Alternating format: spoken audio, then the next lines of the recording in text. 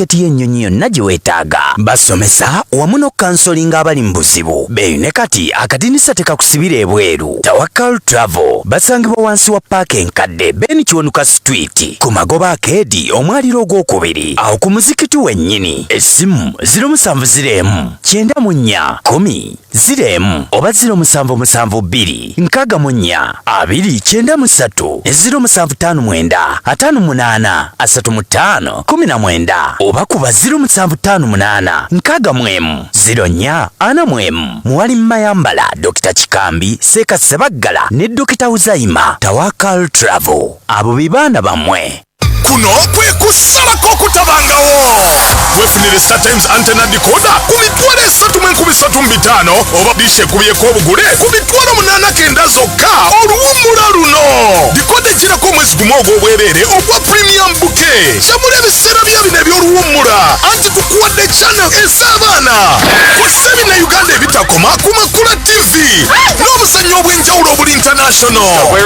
Eno ye decoder esinga okuba ku bbeeyi eya wansi ng'ate n'ebisale by'okugiraba biri wansi ddala. Omuntu yenna bw'agikuguza ku bbeeyi eya waggulu lopa ku noti 3.7 7 noti oba noti 2 noti 7 noti. Family time with StarTimes. Peninga Richard, chapati ngampo mu bulala. Ngirayo ko katono. Seriously, tanange chapati siweddewo. Ate lunaku lwaleero chapati na kawunga bibisinze okutambula. Yee, kituufu ddala. Kubandiddeko ne kawunga nga mbutuufu kawoma bulala. Richard, ebintu bino wabigulawa? Tunuulira ku ngano mpya na kawunga ebya spring flour.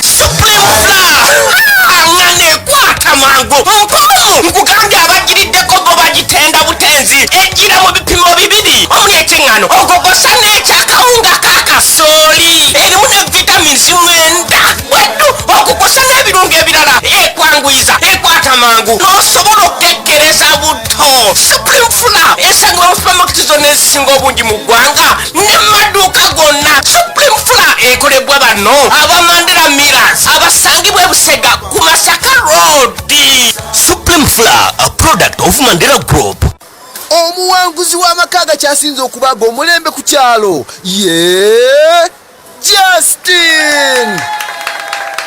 Justin, twandyagadde okumanya kiki wakola osanga naffe tusobokigezaako. Nafunawo loan okuva mu Finance Trust Bank era kyansobozesa okusembeza amazzi mu maka gange okuva mu kitongole kya National Water. Eyo y'engeri gye nasobola okutunda amazzi eri mmwe na buli muntu w'omu kitundu kino ne ssente ze nafissaawo n'engula tank nsobole okulembeka amazzi g'enkuba gano genkozesa okufukirira ebimera byange mu budde bw'ekyeya. Kati nsobolera ddala okuliisa ab'omu nju yange n'ensasula ebisale by'abaana bange eby'essomero mu budde n'okusasula looni ya bank mu bitundutundu ebitonotono kyangu bwe kityo. Weefunye Trust Water and Sanitation Loan okuva mu Finance Trust Bank olwaleero okyuse obulamu bwo. Finance Trust Bank erungamizibwa banka enkulu ya Uganda. Ssente z'abakasitoma zikumibwa ekitongole ki Deposit Protection Fund of Uganda okutuukira ddala ku bukadde 10. City Oil Dubai Desert Challenge ekomyewo nate. Kola savisi y'ekidduka kyo ku matabi ga City Oil wonna wogasanga weewangulire olugendo okugenda ka Dubai nga lusasuddwa ebiro 4 n'ennaku 3 mu 5-star hotel. Era nga tutandika akalulu kano mu nnaku z'omwezi 6 February era nga tukakomekkereza ennaku z'omwezi 6 omwezi ogw'omunaana 2023. Abawanguzi 3 be bagisunsulwa mu buli mwezi, 2 ab'emmotoka z'obuyonjo ate ng'omu wa taxi. Abawanguzi bagisunsulwa mu maaso g'abannamawulire buli mwezi. Kola savisi y'ekidduka kyo olunaku olwaleero ne City Oil. Enkola n'obukwakkulizo bigobererwa. Okyali wakati mu program entando ya leero ekuleteddwa aba Mandela Millers abakolera engano ya Supreme Flour nga bali wamu ne ku Finance Trust Agent Banking. Byonna ebikwata ku by'ensimbi bikuli ku muliraano. Kubeere ng'oyagala kuggulawo akawunti kuggyayo nsimbi kakubere kuteekayo nsimbi tusangawo ku muliraano. Weetegereza akabonero kaffe aka Agent Banking akabakwataganye mu ngalo. Finance Trust Agent Banking banka ey'oku muliraano. Finance Trust Bank erabirirwa banka enkulu eya Uganda. Webale nnyo webalire ddala mu mukwano gwange yonna gy'oli gy'osinzira okulabika nti otumbudde The Pearl of Africa Radio. Wonna woli w'osinzira okulabika nti otuwuliriza kyokola mu mukwano gwange kye kisinga okubanga kituufu abali mu mmotoka zammwe ezabuyonjo ng'akadde kano mukwano gwange ova ku mulimu, abalala mukwano gwange wakeddeyo bukeezi, abalala kati muli mu kukiba kiva kuba waka. Kulabika nti mukwano gwange mugenda ku mirimu kati. Ogamba otaseka Ssekimanyi Mahmud eva kalisimati oli otasebo. Nansubire nti mukwano gwange emirimu gitambula bulungi ava ku ddaawa. Kiriza mukwano nyongera kulabika nti nkujjukiza The New Start Herbal Special Clinic Musawo Kasula Isaac okuva ku wali eri ku Segawa Market Building okuliraana ku Lubiri, akujjokeza ng'ennaku z'omwezi 25 omwezi guno, ennaku z'omwezi 26 omwezi guno, ennaku z'omwezi 27, ennaku ezo 3 aziteeseza general check-up eri ffenna byetulya bingi, byetulyankuzibwa nabyo bingi ne bituziviirako makayi okuzaalira makayi byazaalira ku nsiko. Weetaaga kwongera kulabika nti mukwano gwange ofuna okukeberebwa mu mubiri omwo okugyamu obukyafu bwonna.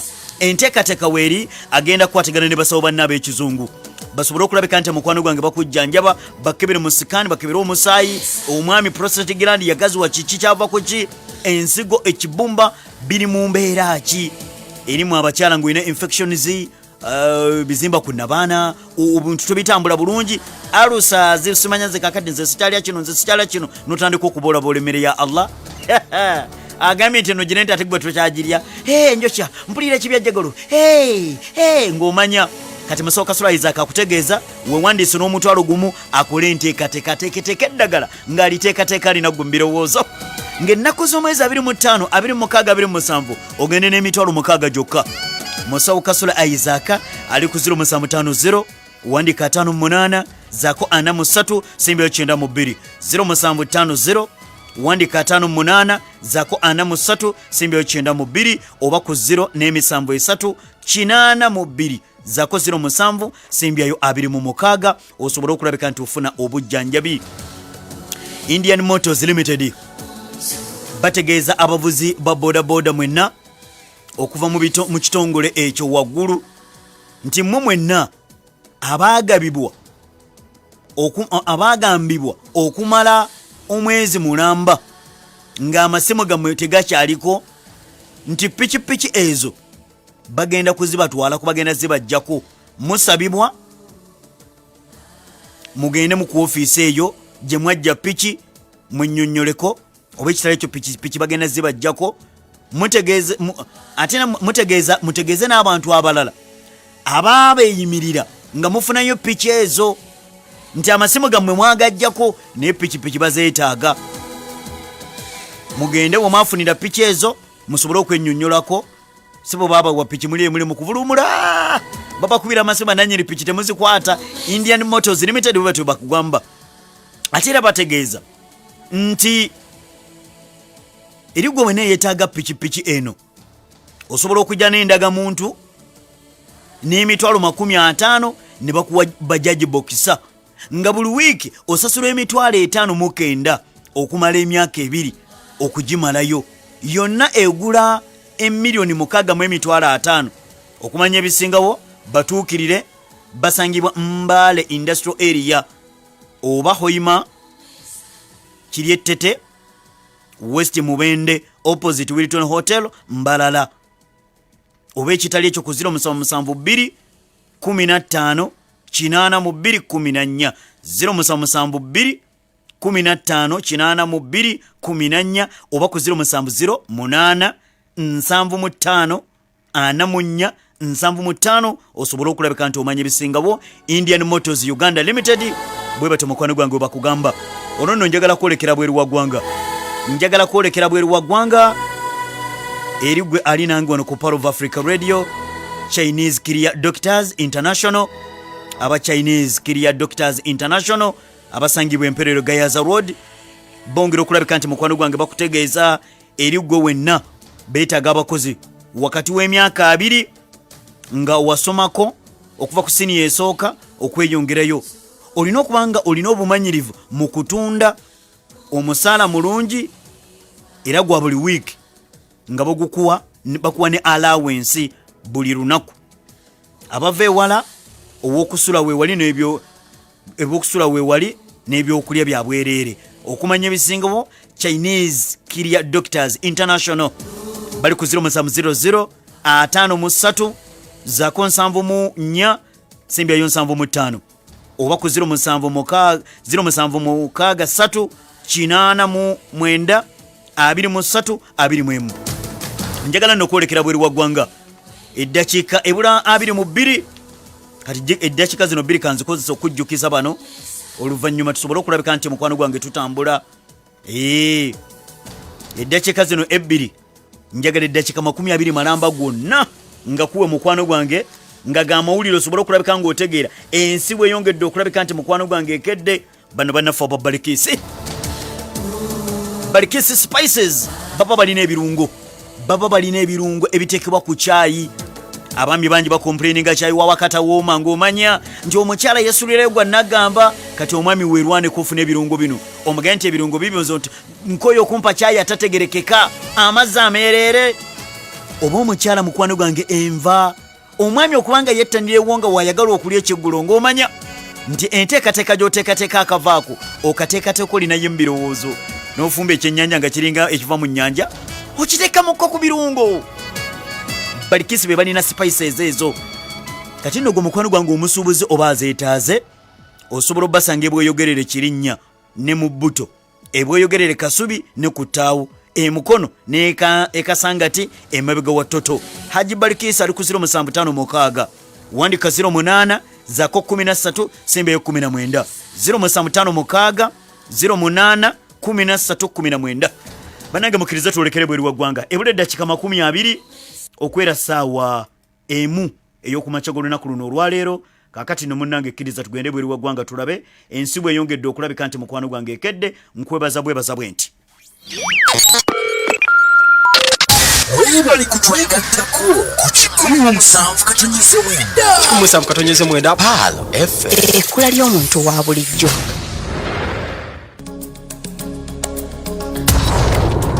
akalimu ka leediyo yo wekaggwerayo 17/9 Palo FM ekkula ly'omuntu wa bulijjo.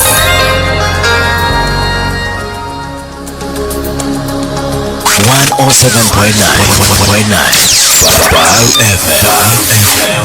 wonna woli wasinzira okulabika nti mukwano gwange otumbudde the Pearl of Africa Radio kwenyongera okulabika nti mukwano gwange nkwaniriza mu katundu kano kayitibwa weeyongera okumanya.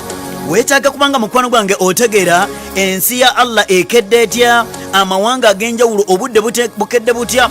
Tutandikidde munda mu ggwanga lya Ukraine mu lutalo, tutandikidde mu ggwanga lya Ukraine. Twetaaga kulabika nti mukwano gwange tutegeera embeera nga bweyongera okulabika nti etambula.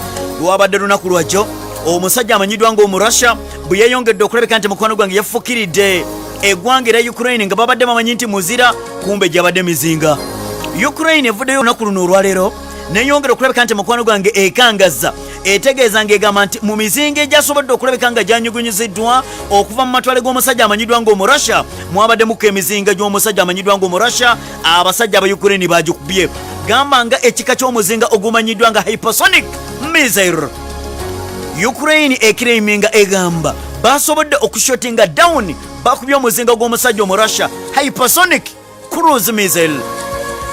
Ukraine egambye nti emizinga mu 18 egyanyugunyiziddwa okuva mu matwale g'abasajja bamanyiddwa nga abarasha basobodde okulabika nti bagikubye mu bibuga ebyenjawulo mu ggwanga lya Ukraine.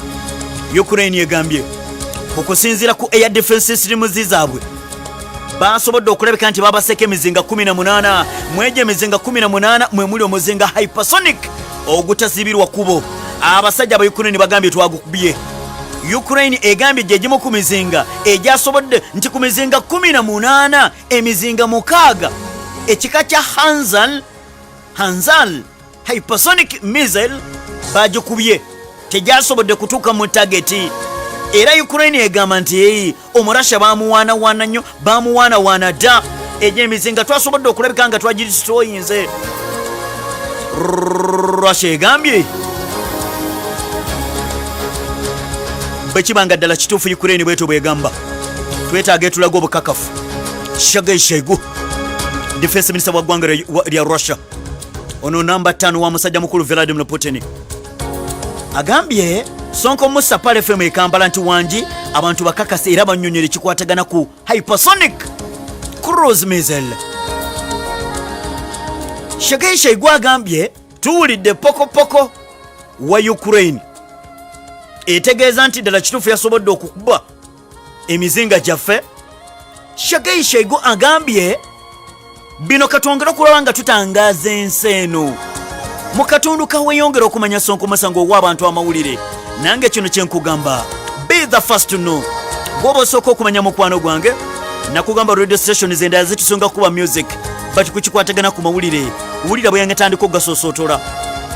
Teri radio Kampala Uganda esobola kikola mu budde buno okujja kubisanga ku Power of Africa Radio. Oyingira Kampala Uganda ng'otegedde ensi nga mukwano gwange nga bwekedde. Ukraine okuvayo okugamba nti yasobodde okuba omuzinga ogw'eggwanga era Russia. Shageisha abiganye. Shageisha abiganye. Defense Minister wa ggwanga era Russia agambye nti oku-intercepting tosobola, tekisoboka. Agambye nti Ukraine yegezezzaako emirundi 3 okwagala okuziyiza omuzinga guno hypersonic ne kigaana. Twabadde tubiraba. Shageisha igwagambye twabadde tubiraba. Bakigezezzaako emirundi 3 ne gugaana kubanga guno natatembeka. Defense Minister wa ggwanga era Russia Shageisha agambye Ukraine bavuddeyo okwagala okushotinga okukuba emizinga gyaffe 6 hypersonic cruise missile. Bagezezzaako emirundi 3 kyaganye. Target yaganye okulabika nga ekwatayo kubanga twabadde tugisindise mu kibuga ekimanyiddwa nga Kyiv, kibuga kikulu kya ggwanga lya Ukraine. Bagulira muli mu byenda era yagambye bw'ati nti okumanya omuzinga guno hypersonic cruise missile tosobola kulabika nti mukwano gwange ogukuba kubanga gudduka ku supidi kwe guddukira nga tonnawulira ddoboozi emirundi 5 guba gwagenze dda. Kitegeeza Russia egamba mu nsi yonna tiwannabeerawo ggwanga lina tekinologi asobola kutambaala muzinga ogwo hypersonic. Tegugwa mu kika kya gino emizinga ICBM intercontinental ballistic missile. Omurasha agamba wetwavaawo twalabye ng'omuzinga gwaffe gugenda, bagezezzaako okwagala okugu intercepting ogutaataaganya naye nga gwadduze dda. Mu Russia yagamba bamuyita Shageisha Kinzahar bagezezzaako emirundi 3 naye ekyo ne kigaana. Era kino Russia bwe yategedde nti bwe kito bwe kiri nti baagala kulabika nti waliwo abaagala ogutaataaganya. Omurasha n'akola ekitali kya bulijjo. Omurasha n'akola ekitali kya bulijjo. N'asitula emizinga gye n'agyolekeza eggwanga erya Ukraine era ogenda okukakkana n'akuba base ewali emizinga gy'abasajja bamanyiddwa nga Abamerika n'Abangereza. Olunaku olwajjo amali gatongera okubanga tufuna Russia yakubye emizinga gy'Omungereza. Jjukira n'Omungereza yatugambye nti emizinga gye si kyangu kugirumba. Yakubye 7 mulambo mu Russia. Yakubye emizinga gy'omusajja amanyiddwa ng'Omungereza egimanyiddwa nga Storm Shadow cruise missile. Omurasha yakubye 7. Teyakomyoko n'alumba base abasajja Abamerika we baateeka ebyokulwanyisa byabwe n'akubawo n'ayokyawo. Yakubye base z'abasajja bamanyiddwa nga Abamerika munda mu ggwanga lya Ukraine. Ye musajja amanyiddwa ng'Omurasha n'atatembeka mukwano gwange. Kremlin makaga abakulembeze ba ggwanga lya Russia byonna ebyo byongera okulabika nti ebivaayo nga byogerezebwa. Omwogezi w'amaka g'abakulembeze ba ggwanga lya Russia bamuyita Dmitry Peskov. Dmitry Peskov agamba bwe kibanga ddala kituufu Ukraine bwetyo bwegamba eveeyo n'obukakafu nti ddala kituufu yakubye Russian hypersonic Kinzahar. Bwebanga ddala kituufu yakikoze eveeyo etulage vidiyo ng'ekola ekyo kubanga tetwagala bya pokopoko, twetaaga bwino. Oteekeddwa okutulaga waaka nti ddala kituufu ina capacity esobola okuwandula omuzinga gw'omusajja omu Russia ekika kya hypersonic. Ekyo bwe kibanga tokisobola. Era kino kyekyaviiriddeko Omurasha bwe yategedde nti wabaddewo ayagala okutaataaganya omuzinga hypersonic cruise missile n'asindika n'akuba Patriot defense system ey'eggwanga erya America. Jukira America yasindika Patriot defense system esobola okulabika nti eyambako omusajja mu Ukraine okwedefendinga.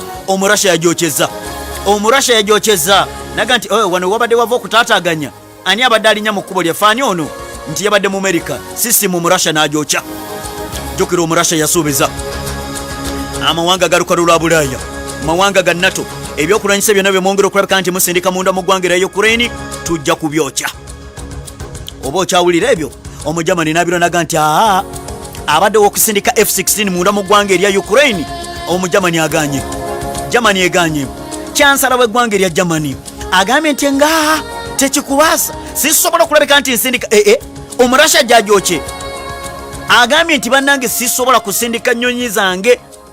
Jukira nti musajja mukulu Zelensky ali mu kugenda mu maaso n'okubanga atambula mu mawanga ag'enjawulo agezaako okulabika nti munnange asaba obuyambi.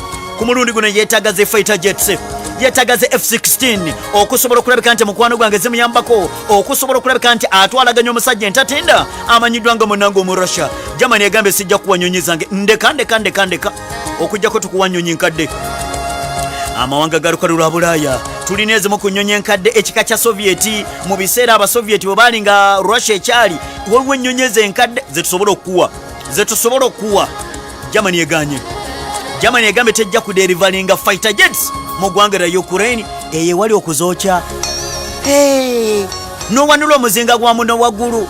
Bungereza omuzinga gwabwe ndeka kubanga bw'oba onaasindika F-16 munda mu ggwanga erya Ukraine oteekeddwa okusindika ne piganagi ennyonyi bagyokye n'omwana bamwokyeremu. Germany eganye. Defense Minister y'eggwanga erya Germany egambye si kati okujjako Ukraine eweereza abaana tuba training mu nnyonyi enkadde, tuba trainingire mu nnyonyi enkadde.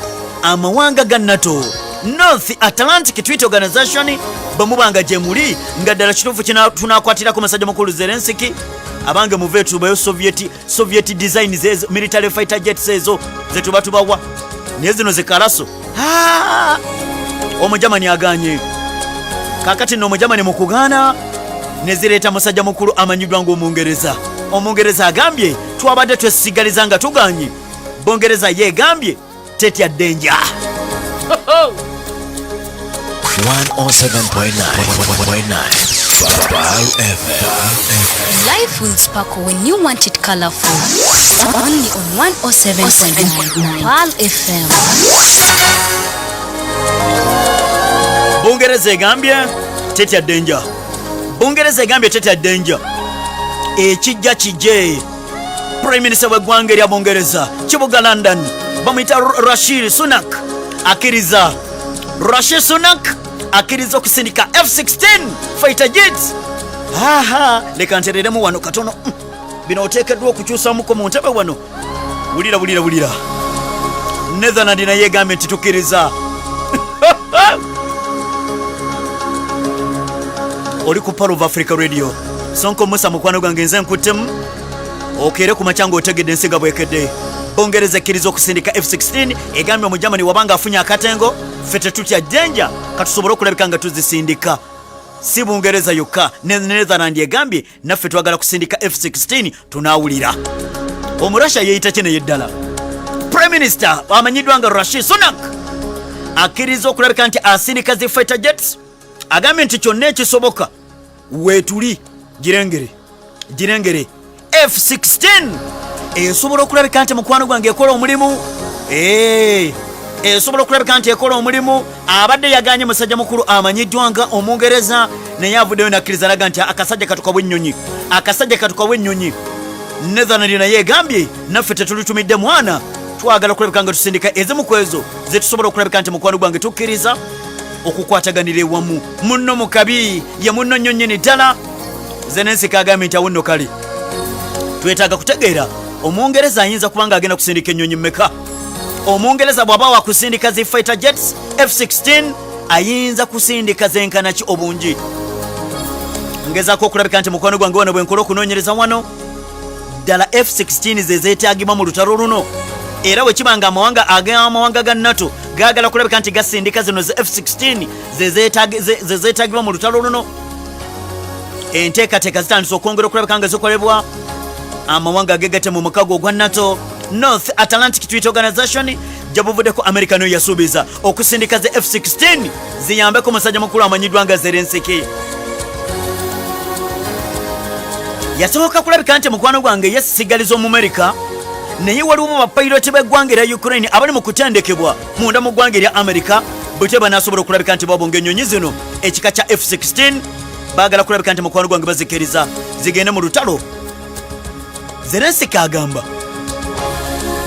kukusinziira ku nteekateeka yonna egenda mu maaso n'okubanga mukwano gwange ekolebwa, amawanga agamu nga kakati gatandise okuvaayo okulabika nti gamusapootinga okufuna ennyonyi. Agamba twetaaga zino wammanga, agamba at least bwe tufuna ennyonyi okuva ku 40-50 ekika kya F-16, omusajja ono bwe tumukwata amavumbavumba ani Putin asobole okuzza amatwale ge yatwala.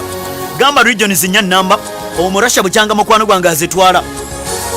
Regions ziri nnya, omurasha ali yatevunyanga munyera kugumba, beetaaga zitanka.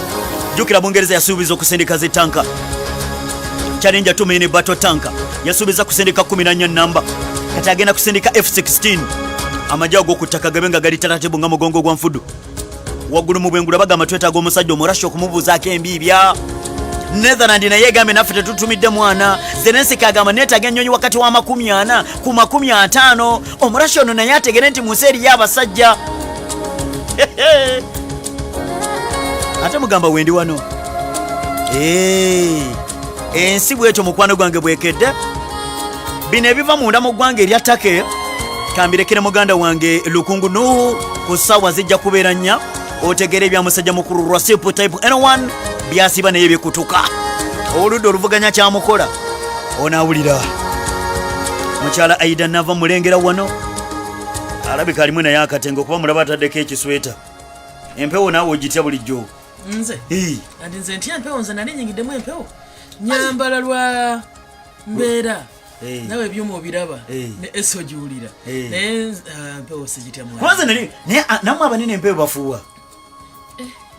Kiwewa tetuli bantu tetuli bantu bamusayo gwaffe temumanyi nti essabu liba lisobola okukubikka waawo nobanga empewo tekuyita mutisooka kuyugumya. Timu yetu iliyo mukeze ine mazo kubange tuse nam katizo ndoza mulangira atoyo ye muyita mu buyisi yatekedo ate munange aina kimukuma ko yadde Allah we ye mulangira paka kugumba no oyinza no kwesanga ate oyo ayitwa mu empewo never sides bwetu toje gomba ante obuzirani je tayina mutayina musayi tayina musayi ne mulangira muboneno bonama nga tayina musayi abaye nakwe mukolera ko Watcho bwebadde program entanda ya leero ekuleteddwa aba Mandela Millers abakolera engano ya Spring Flour nga bali wamu ne ku Finance Trust Agent Banking byonna ebikwata ku byensimbi